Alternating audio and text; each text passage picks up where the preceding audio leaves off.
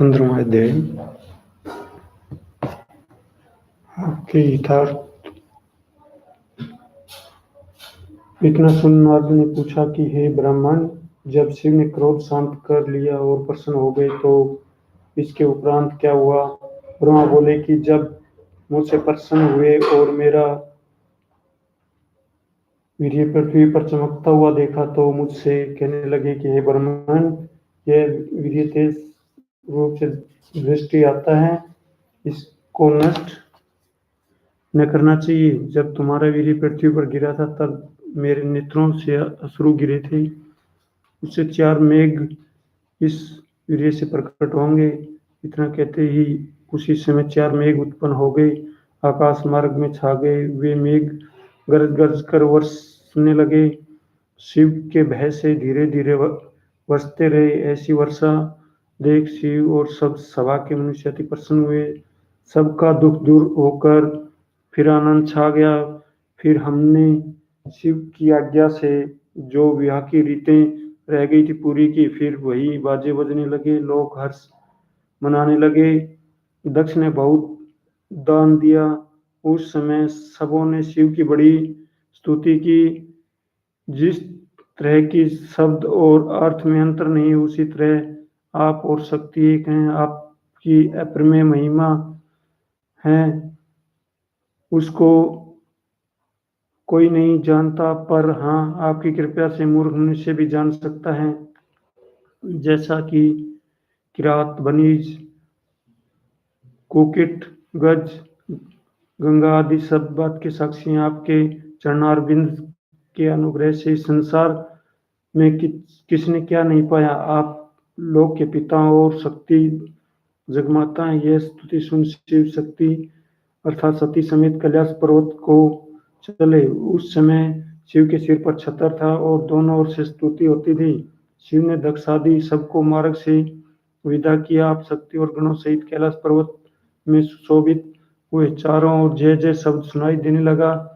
शुभ लगन में दोनों शिव और सती ने मंदिर में प्रवेश किया। हम और विष्णु ने शिव को सती समेत एक ही सिंहासन पर बिठाया।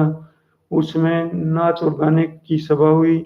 जिसको जिसकी इच्छा थी शिव ने सबको वही दिया। हर प्रकार के भोजन सबको खिलवाए। फिर सबको सब कुछ देकर विदा किया।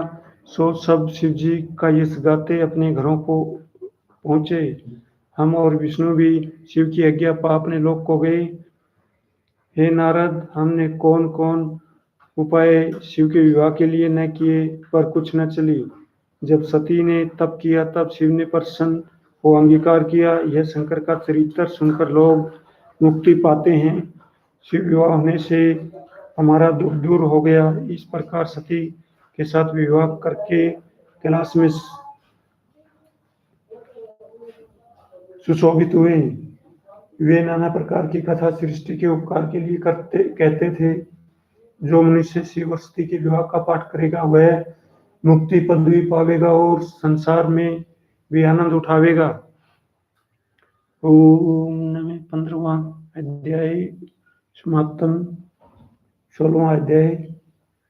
इतना सुनकर शौनकादि मुनियों ने पूछा कि हे सूत जी, जब नारद ने ब्रह्मा से सती का विवाह सुना तो फिर क्या पूछा, वह सुनाइए। यह सुन सुत पौराणिक बोले कि जब देव और मुनि नारद सब वृत्तांत सुन चुप हो ब्रह्मा से पूछा कि विवाह के उपरांत जो सती शिव ने चरित्र किए वह कहिए। ब्रह्मा बोले कि एक दिन सती भी शिव को एकांत में बैठे देखकर आप भी गई। प्रणाम करने के उपरांत बहुत स्तुति की और कहा कि आपने तीनों लोक के उपकार के लिए अवतार लिया है। मेरा क्या उज्जवल भाग्य है कि आपकी स्त्री हुई। मैं आपकी शरण में हूँ। अब मुझे एक इच्छा है जिसको मैंने आज तक नहीं कहा। उस समय आपको अपने ऊपर प्रसन्न देख कहती हूँ कि वर्षों तक आनंद उठाया और परम तत्व का कभी विचार न किया, विहार आदि में ही प्रसन्न रही। अब मेरे मन में वैराग्य उपजा है। मैं परम तत्व की इच्छा रखती हूँ। सो आप मुझे वही मार्ग बताएं और प्रकार से ब्रह्म ज्ञान की युक्ति बतावें, अर्थात क्या कहने से मुक्ति प्राप्त होती है और परम पद मिलता है। आपके बराबर तीनों लोक में ज्ञानी कौन है? आप ही परम ब्रह्म अनादि हैं।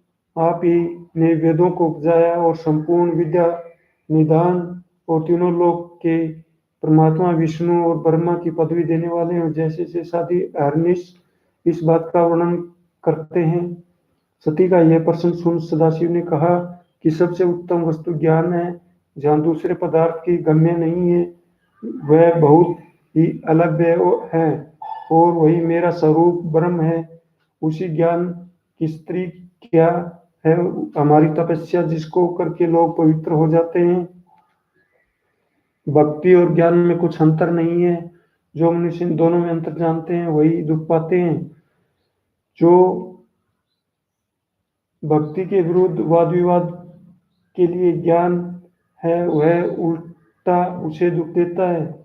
इस पर अत्रि मुनि को निश्चय है कि जो संसार भर में अद्वितीय विद्वान है, सो भक्ति को परम तत्व देने वाले समझोर है मुझे अति प्रिय है। हे देवी, भक्ति उत्तम वस्तु है और उसको अच्छे लोग